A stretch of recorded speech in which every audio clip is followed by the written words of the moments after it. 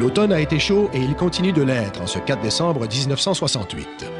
La veille même, la 38e bombe felkiste des derniers mois a éclaté à Montréal. D'autre part, une dizaine d'étudiants francophones ont occupé des bureaux de l'Université McGill en signe de protestation contre la politique du gouvernement en matière de droits scolaires et linguistiques. Il n'y a pas qu'à Montréal que se fait entendre la grogne de la jeunesse. Les baby boomers ruent dans des brancards à San Francisco, à Düsseldorf, à Madrid ou à Londres. La poudrière du Moyen-Orient menace toujours d'exploser. Israël vient de punir la Jordanie. Le président égyptien Nasser pose ses conditions de paix, alors que la glorieuse Union soviétique menace de s'en mêler. Entre-temps, Québec et Ottawa se prennent aux cheveux à propos de l'exploitation des ressources minières en territoire sous-marin. Mais les nouvelles ne sont pas que mauvaises. Les salariés québécois viennent d'acquérir le droit à un congé annuel de 2 semaines par année. Et l'industrie américaine de l'automobile vient de découvrir les vertus de la traction avant. Elle en a muni une des énormes cylindrées dont elle a le secret. En 1968, précisément au printemps, ça brasse passablement en Europe. Il y a les Russes qui envahissent la Tchécoslovaquie et font avorter ce qu'on a appelé le printemps de Prague. Il y a aussi mai 68 en France et les violentes manifestations des étudiants. De Gaulle est venu bien près d'ailleurs de tomber à ce moment-là. Mais venons au Québec. Au Québec, il y a quelques grandes dates. Il y a l'abolition du Conseil législatif, il y a l'adoption de la loi du divorce, il y a l'inauguration de Manic 5 par Daniel Johnson. Pierre Vallière va publier Nègre blanc d'Amérique. Il y a la fondation de la maison d'édition Les Herbes Rouges. On le voit donc que 1968 a été une année très riche. Avec la création d'un ministère de l'Immigration cette année-là, le gouvernement québécois marque un tournant décisif dans l'histoire de son peuplement. Désormais, la province établira ses propres politiques en matière d'immigration. D'une certaine façon, on est tous des immigrants au Québec, y compris ceux que nous nommons aujourd'hui les Amérindiens. Parce qu'à une certaine époque, il n'y avait aucune vie au Québec. Donc, il est arrivé les ancêtres de ceux que nous nommons les Amérindiens. Et puis après ça, il y a les colons français, puis les Anglais par la suite, et puis toutes les vagues d'immigration qui ont suivi. Ce qui a vraiment changé les choses, c'est la guerre d'indépendance aux États-Unis, où là, les loyalistes qui étaient restés loyaux à la couronne britannique ont migré vers les colonies britanniques du Nord, ce qui va devenir plus tard le Canada. Mais le gouvernement britannique a choisi de les orienter en dehors du Québec. Parce qu'au Québec, dans les meilleures zones agricoles, il y avait déjà une population francophone qui était assez importante. On les a orientés soit vers la Nouvelle-Écosse, soit vers le futur Ontario, qui n'était pas encore peuplé de colons anglais à ce moment-là. Et de sorte qu'au Québec, il est peut-être venu 2000 loyalistes. Là, c'est des petits groupes peu nombreux. Et c'est vraiment à partir de 1815 qu'on a une immigration plus massive en provenance des îles britanniques. Et au cours de cette première vague importante, si on peut dire, on aura surtout des Irlandais, des Écossais, des Anglais, et ils vont transiger essentiellement par le port de Québec et ensuite le port de Montréal, parce que ce sont les principales portes d'entrée pour l'Amérique du Nord à l'époque. En 1831, le choléra frappe l'Europe. Et encore une fois, il y a des milliers de personnes qui meurent. Et nous, ici, au Québec, au Bas-Canada à l'époque, on se dit, mais on risque d'être les prochains sur la liste. Et à Québec même, on se dit, il faut absolument mettre une barrière avant que les gens débarquent du bateau sur les quais de Québec. Donc, on installe une station de quarantaine en aval de Québec, en bas de Québec, soit à Grosse-Île, en face de Montmagny. Et là, on va obliger, au cours de l'année 1832, tous les bateaux qui vont s'amener de l'Europe à arrêter là et à rester là pendant 40 jours. En mai 1832, les bateaux commencent à arriver à Grosse-Île. Et les semaines se passent. Et il n'y a aucun problème, Mais le 8 juin, précisément, c'est la panique à Québec. On vient d'apprendre qu'un Irlandais est mort du choléra rue Petit-Champlain. Un Irlandais qui est arrivé 2 jours avant à bord du Carix. Il est comme trop tard. Ça veut dire que Grosse-Île n'a pas empêché le choléra de pénétrer en Amérique. Et le choléra va faire seulement À l'été de 1832, au Québec, 3700 morts. Ce sont les bateaux qui transportaient le bois en Angleterre qui ramenaient les immigrants dans ces cales. Et évidemment, les conditions d'hygiène étaient pas très bonnes, d'autant plus qu'il y avait des épidémies du côté de l'Irlande. Alors, on transportait ici les maladies et c'était une grande crainte auprès de la population. Chose qu'il faut dire, cependant, Gros-Île était une belle installation. Il y avait un grand bâtiment de désinfection, il y avait un hôpital, il y avait des chapelles. Il fallait accommoder les gens, les immigrants qui s'amenaient. Et les Américains sont venus ici et ont trouvé la manière de faire tellement intéressante qu'ils ont justement pris exemple de Gros-Île pour construire en face de New York, sur l'île Ellis Island, une station de la quarantaine. Ellis Island, à New York, a été construit sur le modèle de Gros-Île. On vient par Québec parce que le coût du passage au début du 19e siècle est 2 ou 3 fois moins cher que le prix d'un billet pour aller à New York, par exemple. Alors, très peu vont s'installer à Québec ou à Montréal, mais un certain nombre vont prendre racine pour plusieurs raisons. Certains parce qu'ils aiment la ville, d'autres parce qu'ils n'ont pas les moyens d'aller plus loin. Parce qu'une fois rendu à Québec, là, il fallait payer son passage par bateau à vapeur pour aller à Montréal et de là vers le Haut-Canada ou vers les États-Unis via le Richelieu. Donc, il vient beaucoup d'artisans, mais il vient beaucoup d'immigrants pauvres sans qualification, en particulier parmi les Irlandais, qui vont devenir le prolétariat urbain déjà dans les années 1820-30. C'est eux qui vont construire le canal de la Chine dans les années 1820. On compte qu'en 1831, par exemple, il y a à peu près 30 000 personnes à Québec et il vient 2 fois plus d'immigrants dans une année que la population totale de la ville. Alors, on imagine un peu les conditions dans lesquelles ces gens pouvaient arriver, même si certains n'étaient qu'en transition. La ville, la société n'était pas prête à accepter, au niveau des infrastructures, là, toute cette vague d'immigration. La loi de l'Assemblée du Bas-Canada, en 1832, avait créé une taxe pour permettre de financer l'aide aux immigrants pauvres qui était distribuée dans les 2 principaux hôpitaux qui existaient à l'époque pour les immigrants, l'hôpital de la Marine à Québec, le Montreal General Hospital à Montréal et 2 sociétés d'aide aux immigrants qui avaient été fondées là, par des groupes bénévoles, l'une à Montréal et l'une à Québec. Et très rapidement, ce qui devient l'élément clé dans ce mouvement-là, c'est les Irlandais. C'est eux qui vont fournir, en tout cas pour le Québec, au moins la moitié du contingent des immigrants britanniques jusqu'aux années 1850. Il y avait eu en particulier la grande famine d'Irlande qui avait amené ici des centaines de milliers d'Irlandais avec un sommet là, à la fin des années 1840. La pomme de terre est l'aliment essentiel en Irlande. Hein? On mange de la pomme de terre aux 3 repas. On la mange salée, mélangée avec du chou et du poisson. Bon. En 1845, voilà qu'on aperçoit dans les champs de pommes de terre de l'Irlande, des feuilles mortes. Hein? En fait, tous les plants de pommes de terre sont morts. On dirait que ça a été brûlé, littéralement. En fait, c'est une maladie qui s'appelle le mildiou, qui est causée par un champignon. Et là, il suffit, de tirer sur ce plant mort pour s'apercevoir que le légume lui-même est pourri. Hein? Donc, c'est la catastrophe. Et en Irlande, c'est la famine. Par exemple, en 1847, il y a une grande épidémie de typhus qui se déclare en Irlande et c'est dû précisément au fait que les gens sont affaiblis physiquement. Bon, il y a des Irlandais qui meurent, plus d'1 million. Eh bien, il y en a aussi plus d'1 million entre 1845 et 1850 qui vont partir essentiellement pour le Canada et les États-Unis. Donc, c'est forcé, les Irlandais qui partent pour s'amener au Canada vont devoir s'arrêter à l'île de la Quarantaine, à Gros-Île. Dans la seule année 1847, 5300 Irlandais vont mourir du typhus sur Gros-Île. On blâmait le gouvernement britannique qui se débarrassait de ces pauvres sur le dos du Canada sans donner les moyens de les accueillir. Dans la loi créant la Confédération, on avait prévu que l'immigration serait un domaine de responsabilité partagée.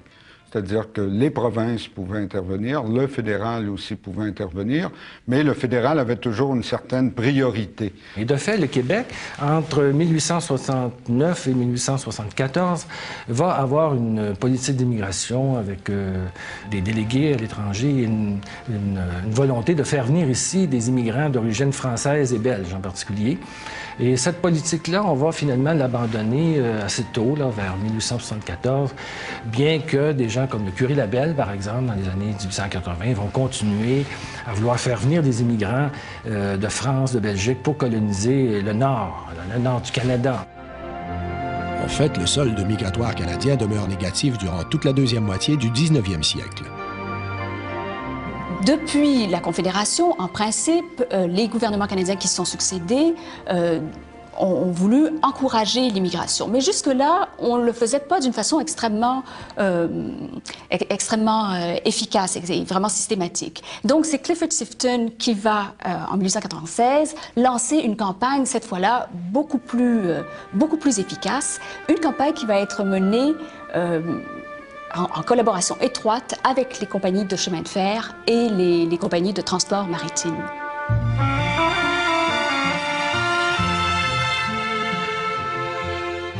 Le Canada devient ce qu'on appelle en anglais « the last best west », c'est-à-dire le dernier endroit au monde où on peut avoir des terres gratuites.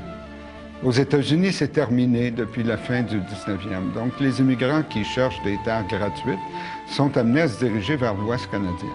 Et en l'espace d'une quinzaine d'années, avant la Première Guerre mondiale, le Canada va recevoir 3 millions d'immigrants. Il n'y a jamais eu de vague d'immigration de cette ampleur-là, ni avant ni après dans l'histoire du Canada. C'est énorme.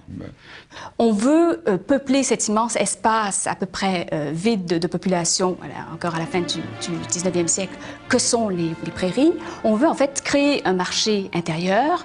On cherche à mieux intégrer les économies des différentes provinces.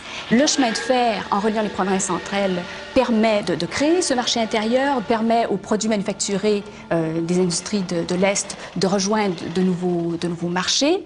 Et bien sûr, les immigrants jouent un double rôle là-dedans. Ils peuplent, donc en peuplant, ils contribuent à cette construction d'un pays d'un marché intérieur. Et par ailleurs, ce sont les premiers clients des compagnies de chemin de fer. On a un phénomène de nouvelle immigration, une immigration de souche européenne, mais de régions de l'Europe qui jusque-là étaient peu représentées chez nous.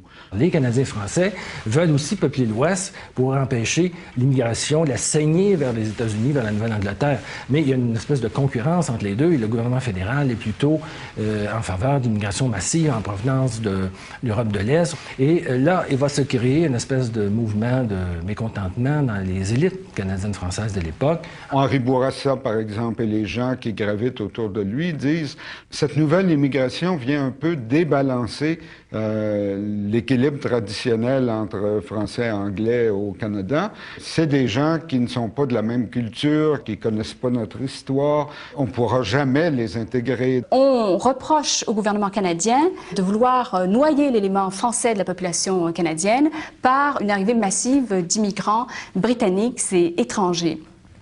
Par exemple, on va dire que ça coûtait moins cher de faire venir un immigrant par bateau de l'Europe que de payer le chemin de fer entre la province de Québec et l'Ouest. Le gouvernement et les compagnies ferroviaires et maritimes vont avoir des agents dans différents pays d'Europe qui vont vraiment essayer de susciter un intérêt, de vanter tout ce que peut offrir le Canada et en particulier la prairie canadienne. Et de fait, on va venir nombreux. Il y a une bonne moitié de la vague d'immigration qui ne s'en va pas dans l'Ouest, mais qui vient dans l'Est du Canada, c'est-à-dire au Québec et en Ontario. Et au Québec, ça veut dire surtout à Montréal, qui est le principal marché du travail qui emploie les immigrants. Alors, officiellement, on veut des fermiers et on veut des domestiques. Mais, par ailleurs, les grandes industries, elles, et on pense au Québec à des industries à forte intensité de main-d'œuvre, hein, l'industrie textile, l'industrie du vêtement, l'industrie du tabac aussi, ont besoin énormément de cheap labor, de main-d'œuvre bon marché. Essentiellement, ces immigrants sont de jeunes hommes venus chercher fortune ici afin d'améliorer leur sort lorsqu'ils seront de retour chez eux. À partir des années 1900, on voit apparaître une immigration cosmopolite. Et là, on aura une communauté juive qui va se développer, des Italiens, des Polonais, des Ukrainiens, etc.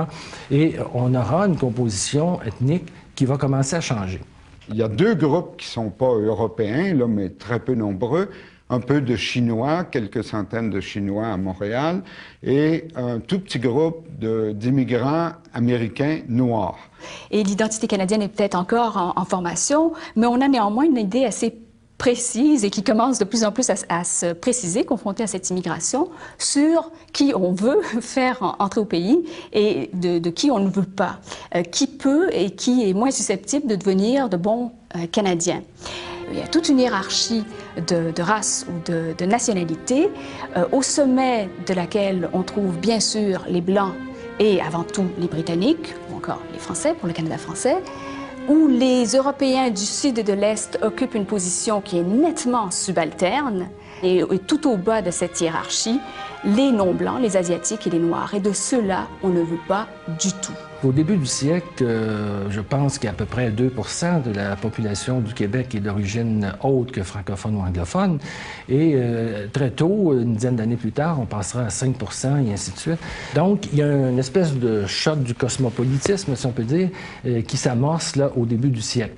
Montréal se ramasse vers, à l'époque de la Première Guerre mondiale, avec 11 %, 12 % de gens qui ne sont ni d'origine française, ni d'origine britannique. L'Église catholique va avoir une politique de créer des paroisses nationales.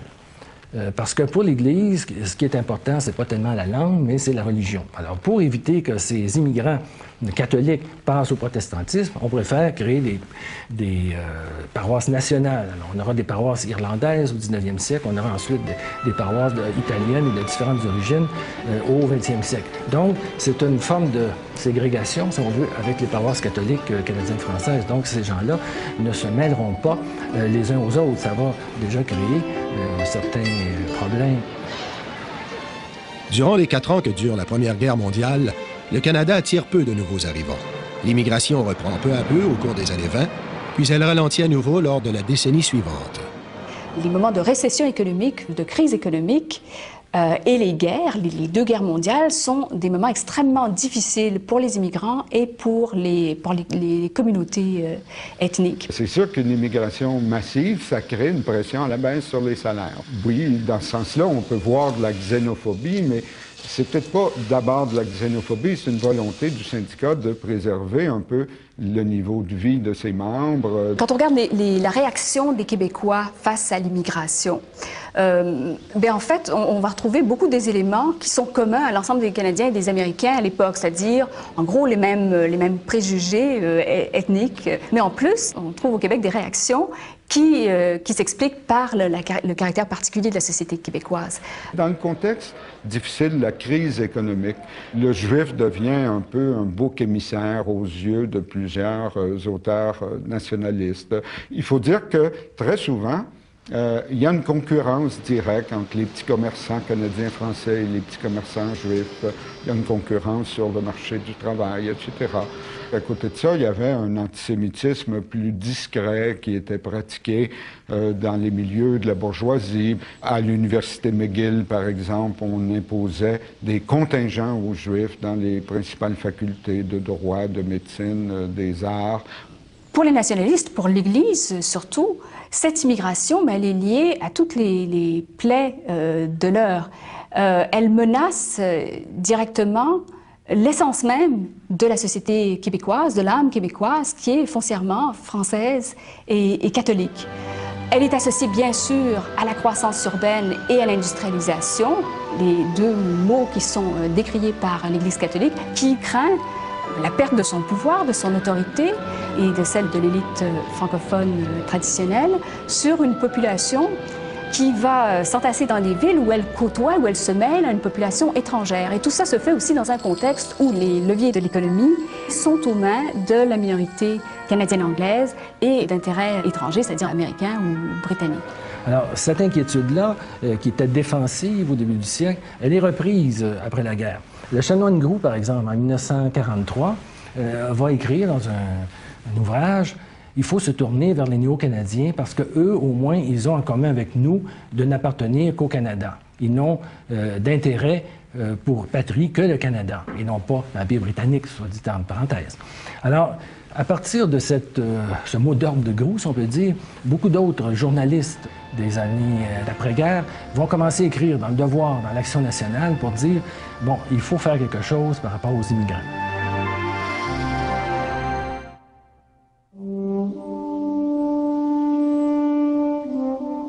Les affres de la Deuxième Guerre mondiale provoquent des exodes massifs de population à l'échelle planétaire. L'Europe a été mise à feu, a été mise à sang, et un grand flot de réfugiés tiennent à quitter justement l'Europe pour pouvoir refaire leur vie ailleurs.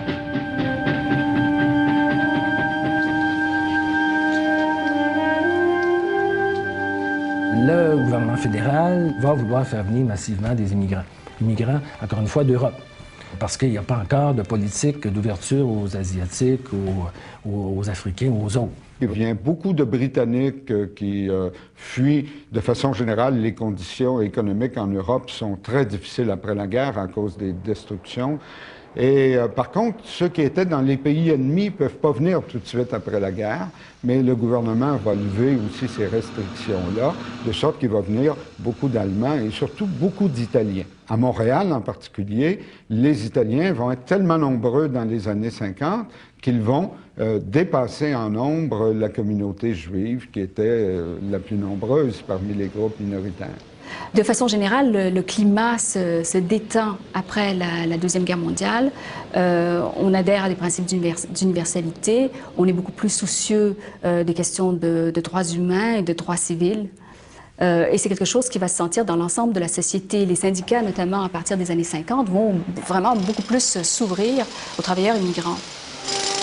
Les 4 grands problèmes en matière d'immigration auxquels le Québec doit faire face dans les années 50 sont le manque d'immigrants francophones, le fait que les immigrants choisissent l'école anglaise dans 80% des cas, la non-intégration culturelle des immigrants à la société québécoise et l'absence d'une politique de la province en matière d'immigration. Plusieurs disent c'est le fédéral qui s'occupe de cela, donc nous devrions laisser faire le fédéral en termes de sélection, en termes de recrutement, en termes même d'admission et d'accueil des immigrants ici au Québec. Cette solution-là a un impact important parce que les immigrants qui viennent dans les années d'après-guerre sont des immigrants qui ne sont ni d'origine britannique ni d'origine française. Ce sont des gens qui viennent d'Europe du Sud, ce sont des gens qui viennent d'Europe de l'Est, en grande partie. Donc, des gens qui, à prime abord, on pourra considérer qu'ils sont ni pour un groupe ni pour l'autre en termes d'assimilation. Et là, le gouvernement canadien adopte des politiques assez précises pour maintenir une immigration surtout de souche européenne. On établit des systèmes de contingents, de quotas pour les groupes d'immigrants par pays, de sorte que c'est assez difficile, disons, pour des Africains ou pour des Asiatiques d'immigrer facilement au Canada à ce moment-là. Ce sont encore essentiellement des Européens. Plusieurs immigrants quittent à ce moment-là l'Italie du Sud, la Grèce, le Portugal, pour pouvoir se déplacer, pour se rendre un peu à Montréal, à Toronto. Les immigrants qui arrivaient au Québec, à 80%, très fortement majoritairement, allaient s'intégrer ou s'insérer, en tout cas, dans le groupe anglophone. Hein. Et le groupe francophone ne s'inquiétait pas de ça. Non seulement il s'en inquiétait pas, mais il n'en voulait pas. Les écoles catholiques françaises n'étaient pas très accueillantes, pour être gentil, envers les immigrants. Ce qui fait que pendant longtemps, l'immigration ne profitait, du point de vue linguistique, en tout cas, ne profitait qu'aux anglophones. Entre 1946 et 1960, l'immigration étrangère au Canada se chiffre à près de 2 millions de personnes. La seule année 1957 en voit arriver 282 000, ce qui est plus que durant toute la période 1930-1945. Le Québec reçoit sa part de cette vague d'immigrants. De 1946 à 1960, plus de 400 000 d'entre eux s'y établissent, principalement à Montréal. Le visage du Québec, et en particulier celui de Montréal, est fortement transformé par cette vague d'immigration. La proportion de Québécois nés à l'étranger passe de 5,6 % en 1951 à 7,4 % en 1961.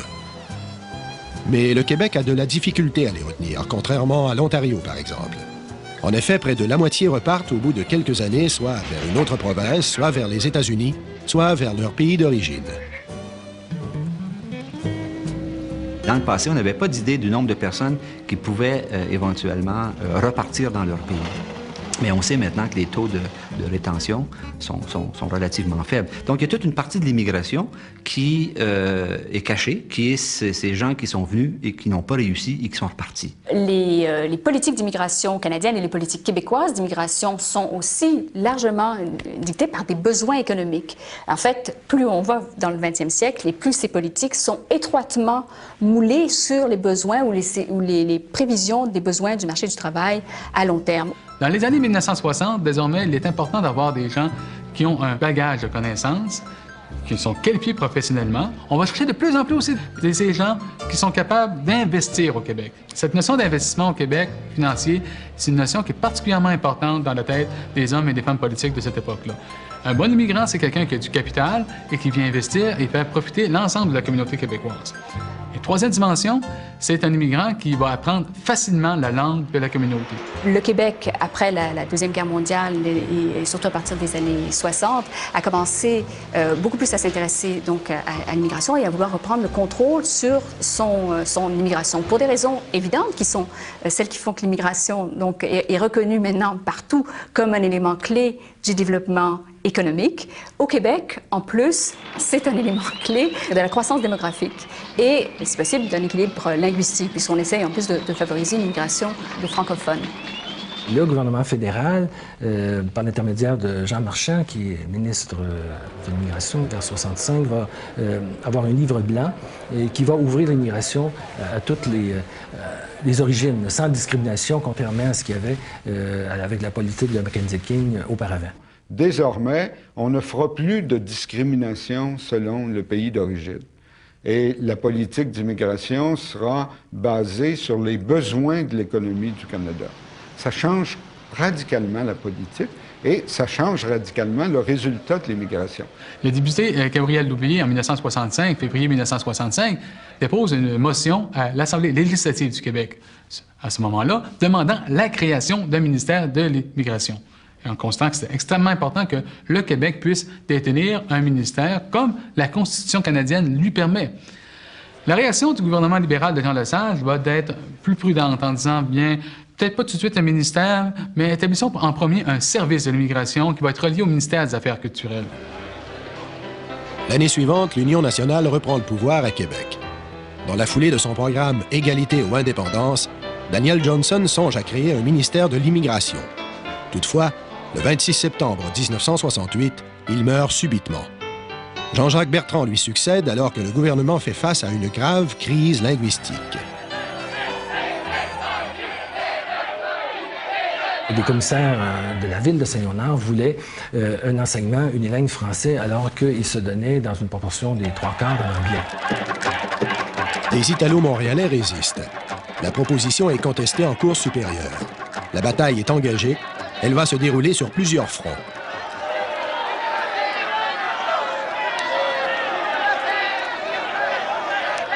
En septembre 68, la situation dégénère, elle aboutit à des batailles de rue.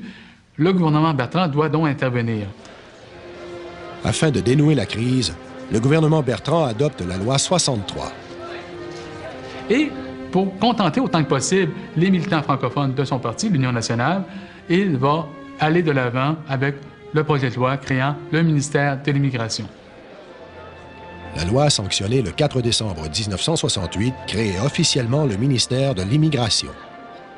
Ce n'est que par la suite qu'on va véritablement amorcer une politique dans les années 70 de développement des structures de ce ministère, de créer des COFI, ces centres d'accueil aux immigrants pour l'apprentissage de la langue et de l'intégration. On va dire, nous, on veut faire une politique d'immigration différente de celle du fédéral. On va créer une politique des communautés culturelles, comme on l'appelait à l'époque.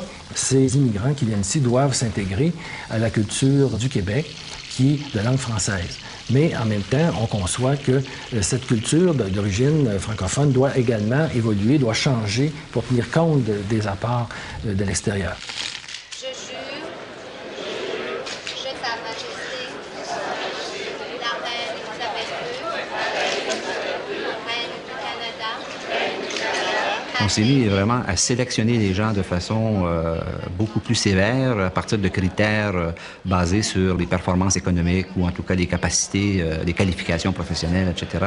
Et je dirais qu'il s'agit même d'une immigration sursélectionnée. Et alors là, évidemment, on assiste à une catégorie d'immigrants qu'on appelle les indépendants, les gens qui rentrent ici comme gens d'affaires, qui, effectivement, répond plus à cette image qu'on a de l'immigration, c'est-à-dire les gens qui quittent, effectivement, leur pays de façon assez libre parce que peuvent ici trouver des emplois ou trouver en tout cas des chances, soit dans le niveau d'éducation pour leurs enfants, qu'ils ne peuvent pas retrouver dans leur pays. Alors ça, c'est un phénomène qui a changé dans la nature même de l'immigration.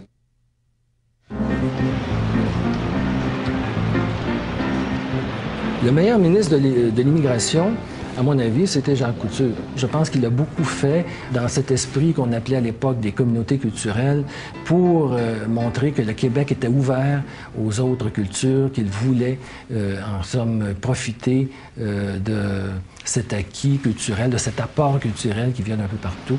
Dès les années 1960, Couture est un prêtre ouvrier. Il travaille entre autres dans le quartier de Saint-Henri, à Montréal, dans les communautés de base, pour être près, justement, des ouvriers, pour être près des immigrants, pour être près des travailleurs, ainsi de suite. En 1976, il va se faire élire comme député du Parti québécois dans Saint-Henri. Ici, c'est un problème. L'Église catholique interdit à ses prêtres d'être des députés, de s'impliquer dans la vie politique active. Donc, le supérieur des Jésuites du temps demande à Jacques Couture tout simplement de quitter l'ordre des Jésuites. Mais il ne quittera pas la mentalité jésuite. Et c'est ça qui était particulièrement intéressant dans le cas de Couture. C'est lui qui a conclu l'entente qu'on appelle l'entente Colon-Couture, Colon étant le ministre fédéral de l'immigration, et qui a permis de récupérer la totalité des pouvoirs qui étaient inclus dans la Constitution de 1867. Avec l'accord Couture-Colon, le Québec a pratiquement tous les pouvoirs en matière d'immigration, sauf deux, celui d'établir des visas, de donner des visas, et celui également d'octroyer le statut de réfugié, ces deux prérogatives qui appartiennent à des États souverains. Cependant, devant la tragédie majeure qui se produit en mer de Chine en 1979, Couture décide désormais de faire une catégorie à part, celle d'immigration humanitaire, qui est justifiée pour des raisons d'ordre humanitaire fondées sur le respect international des droits de la personne. En 1981, le ministère de l'Immigration change de nom pour devenir le ministère des Communautés culturelles et de l'immigration. No, I want to stay Canada, to live in Canada.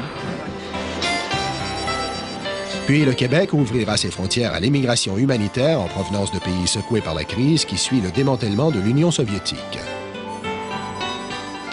C'est sans compter les victimes de catastrophes écologiques ou ceux qui fuient tout simplement les contraintes économiques de leur pays d'origine. Donc, il y a une nouvelle diversité ethnique qui s'installe et qui, cette fois-là, n'est plus dans un contexte strictement européen, mais qui est dans un contexte mondial. Et le changement se fait très rapidement.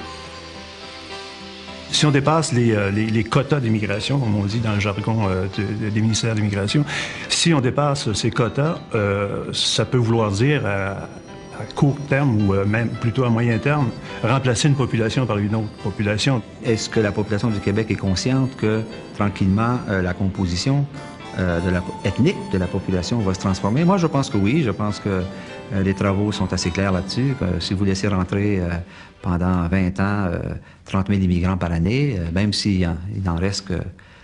Même si le tiers vont repartir, soit pour d'autres provinces ou pour les États-Unis, ça ne peut pas faire autrement que modifier la composition ethnique de la population du Québec. En 1991, donc, il y a 50 quelques mille immigrants qui sont inscrits au Québec. Sur ces 51 000, je pense que c'est quelque chose comme 7 000 qui ont été vraiment choisis selon la grille d'évaluation des autorités québécoises. Donc, plusieurs des immigrants maintenant qui rentrent au Canada, qui ne sont pas des immigrants reçus, qui ne passent pas par le système de points, sont des gens qui, justement, bénéficient des programmes de réunion par famille. Et ces programmes de réunion par famille, par exemple, permettent à des gens qui ne connaissent pas la langue, qui n'ont pas nécessairement la qualification professionnelle et qui n'ont pas du tout nécessairement le capital d'investissement, de pénétrer au Canada. C'est près de 40 % de la population canadienne immigrante qui pénètre actuellement au Canada de cette façon-là. On habite un coin de planète où il y a des richesses et il faut partager avec d'autres personnes qui vivent ailleurs où il n'y a pas de richesse. Maintenant, comment les gens se perçoivent là-dedans, ça c'est autre chose. Il y a des gens qui sont arrivés très tôt, très jeunes au Québec, et qui peuvent se considérer immigrants toute leur vie. Il y en a d'autres qui, après 25 ans au Québec, sont un peu fatigués de se faire traiter d'immigrants. On cesse d'être immigrant quand on commence à rêver dans la langue de son pays d'accueil, en grande partie. C'est une manière de cesser d'être immigrant, c'est-à-dire du moment que la migration n'est plus une migration de maintien avec le pays qu'on a quitté en grande partie par la famille, par les liens, par les voyages constants, mais à partir du moment qu'il y a une migration de rupture, c'est-à-dire à partir du moment où les gens qui se sont installés dans leur communauté considèrent que c'est la leur et que la communauté de l'autre côté, celle qu'ils ont quittée, n'est plus désormais la leur. On peut cesser d'être immigrant tout de suite en arrivant, on peut cesser d'être immigrant 3 générations plus tard. Si on a de la difficulté à intégrer les immigrants, à mon avis, c'est pas d'abord de leur faute, c'est de notre faute à nous, parce qu'on prend pas les moyens pour le faire. Parce que c'est ambigu. Mettez-vous à la place de quelqu'un qui immigre, qui arrive ici, au Québec. D'abord, il fait une profession de foi envers le Canada d'abord. Canada multiculturel, où, soi-disant, officiellement, il y a deux langues officielles, mais finalement, c'est l'anglais qui domine. Et on lui dit, mais là, tu es au Québec, et au Québec, c'est pas comme ça que ça se passe. La langue officielle, c'est le français. Souvent, les immigrants sont pas bien informés sur les réalités socio-politiques du pays dans lequel ils vont venir, c'est-à-dire au Québec. L'immigration, dans les années récentes, n'est pas uniquement une immigration de gens qui seraient de conditions socio-économiques faibles. Il y a beaucoup aussi de cerveaux qui émigrent au Québec. On parle de fuite des cerveaux vers les États-Unis, mais il en vient d'autres au Québec. Ce sont des gens qui viennent, qui sont sursélectionnés par la politique d'immigration et donc sont capables d'occuper des emplois extrêmement qualifiés et dans ce sens-là jouent un rôle très positif. Mais moi, c'est parce que c'est la fête du Québec, ben, je suis née au Québec, je fête avec eux. C'est ça. Puis la Saint-Jean, c'est pas... Je veux dire, il y a d'autres Québécois, il n'y a pas seulement des Blancs québécois, mais il y a toutes sortes d'ethnies québécoises. La question de l'immigration reste un défi pour le Québec. Parce que le Québec est une société minoritaire à l'intérieur du Canada et en Amérique du Nord. Alors, pouvoir intégrer dans cette culture qui est parfois incertaine, malgré ses progrès, des gens qui viennent de différentes origines, alors que la pression est grande de s'intégrer au grand tout nord-américain, anglophone, est un défi permanent. C'est un défi qui pose les relations entre une société d'accueil et les gens qui viennent s'installer dans cette société d'accueil-là. Et c'est tant mieux aussi qu'on ne puisse jamais relever ce défi-là complètement, puisque ça nous oblige constamment à se redéfinir, à dire quelles sont les valeurs qui sont communes à l'intérieur du Québec, qu'est-ce qui fait être un bon Québécois, entre guillemets. Je considère que la diversification, le pluralisme, c'est une valeur positive et je pense qu'on pourrait tous voir dans quelques domaines que ce soit, des apports très importants des groupes d'immigrants à la culture québécoise. C'est vrai qu'on ne connaît pas beaucoup et qu'on n'a pas beaucoup étudié de façon précise l'impact de ces rapports au jour le jour, du voisinage entre Québécois francophones et migrants. Mais on sait aussi que ça marque profondément notre culture. Comment faire en sorte qu'une nouvelle culture émerge de ce brassage? Comment la culture québécoise va traduire dans l'imaginaire, par exemple, l'apport des nouvelles cultures de ceux qui sont arrivés par la suite. C'est enrichissant de mélanger des cultures, de mélanger des peuples, des gens, et il faut que ça continue, il ne faut pas vivre en vase clos. La littérature québécoise va être transformée. C'est déjà en cours. On voit de plus en plus des romanciers, des poètes, des dramaturges, sans parler évidemment des artistes, qui apportent une vision différente. Et il ne faut pas oublier que le Québec, c'est l'endroit en Amérique du Nord où il y a le plus de mariages interethniques, qui a le plus grand nombre d'adoptions internationales. Et ça, c'est la population québécoise qui adopte à l'étranger, c'est la population québécoise qui se marie avec des gens qui viennent d'ailleurs. Et au fond, dans le contexte actuel de la mondialisation, c'est une force de pouvoir compter sur les apports extérieurs pour ouvrir la culture québécoise au monde et être plus fort par rapport aux défis de l'avenir.